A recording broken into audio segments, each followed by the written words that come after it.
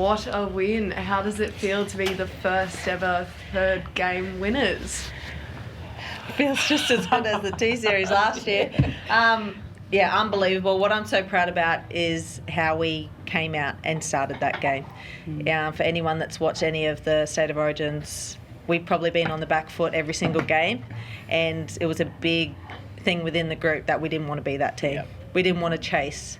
We wanted to set the platform, and that's what we did tonight. Yeah, the energy was definitely there from the start, and it's something we'd spoken about throughout the week, and they just brought it tonight. I couldn't be prouder. Like, they were absolutely amazing. You know, Vani Politi probably had the game of her life. I thought she was outstanding tonight. So, yeah, I'm so proud of the girls. They were so good. What do you put it down to like being able to? Yeah. We've got a great group. You know, we knew in the first two games that we were building something, and we've done that over the last couple of years, I think. But you know, they play for each other. They're just so strong. They're so connected, like, as a team. So, you know, they always are out there to play for each other. So we just knew we just needed to up the energy level tonight, and that's exactly what they did. Ali, what was the message there, especially in the last kind of 20 minutes to try and keep them out there? What was kind of the message on field? Just to do what we do best, and it was kick early and defend. Yep. So we didn't change any of our gameplay. It might be boring footy to watch, but for us, that's what works for us, and we back our defence. So turning them around constantly, making them come out of their end was the key message, and we did that. How did the weather play a factor in there? We love wet weather, don't we? It was funny because when we came out to kick, it was dry, and then when we ran out and it was raining, I kind of just smiled and thought, bring it on. You've already challenged us in Newcastle, you can challenge us again. Still not as bad as Newcastle. No, it's actually warm. It's quite weird. It's quite nice. I'm so excited. I'm warm. Ali, is it fun playing alongside Taryn? Yeah, we've played together for quite a few years now, but I think we're just starting to click. We're finding our rhythm, and she's a great talent. I just do the boring stuff, and she gets to do the fancy stuff. But that's what we used to do. I did that with Murph for many, many years, just followed her line, and now I get to do it with Taryn. And she's maturing each game she plays, and I absolutely love the way she plays footy. But tonight she just showed her maturity. Tahnee, obviously the old goat here, not bad. Kicking game was outstanding again tonight, but Lauren Brown, what a story, from coming off the bench for a while for the Titans to finding a home in that hooking role. And I don't think you guys have lost a game when she started. Yeah, look, she's been outstanding for us. Like, she's got a boot on her. We always back her kicking game for sure, but you know, it's underestimated how good she is in that 9 role. I know she sort of plays a couple of different positions as a utility, but she owned that 9 spot tonight, and she owned that 9 spot in the last game as well. And I think, you know, she's definitely got a position there, and she's, just back a kicking game the whole time. But she's such a mature player as well, and that's what she brings. She brings experience. She brings maturity. She knows when to run. She knows when she has to bring that kicking game into play, and she did that tonight. I mean, I know it's a luxury, it's a good problem to have, but your hooking stocks are the best they've ever been. How do you go about rotating all that? We are lucky. We've got a few coming through, and, you know, Destiny Brule actually missed out tonight with injury. Emma Mansman played some minutes tonight. I think, we're pretty fortunate with that. I think even in the halves department with Ali there and Taryn there, and even Loz can play in the halves as well. So I think we're pretty fortunate there.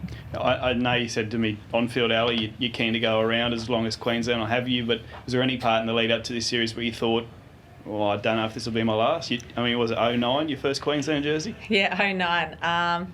I never have thought that it might be my last. I think I still enjoy playing footy, and I guess you'd be able to tell if I didn't. So I'm more passionate than ever. I'm really proud to say that I've been around with the past, and I have quite close relationships with those girls that were there with me in 09. So to still receive messages from them and know that I'm holding the Queensland team for the old girls in there, and there's still so much for the young ones to learn. So if they'll have me, I'll be there as long as I can. This time last year we spoke about how it was quite a deflating feeling. Won the Shield, didn't win the game. How does it feel this time? Not this time around. How does it feel this time? It's just... Look, it's magical, seriously. Like, it's something that we've been working towards for such a long time, and to finally get the 3-game series and to win it like that, it's a really special moment. What do you want to see next for the growth of the game? Yeah, I think, obviously we're adding 2 more teams to the NRLW. The fact that we've now finally got the Origin series, 2 or 3 games, if we can keep growing the sport there. And look, I know it's been talked about in the media this week about the 80-minute games. I think you look at how fit our girls were tonight, I think we're at a point where we can nearly push for that. I think they're up for it, but we need to make sure that we're continually growing the sport and get it professional. So these girls are training full time. If we're expecting 80-minute games, then we need to make sure we look after these girls and provide an environment where they're training full time to be able to do that. New South Wales suggested having Origin after the NRLW series. They would, wouldn't they?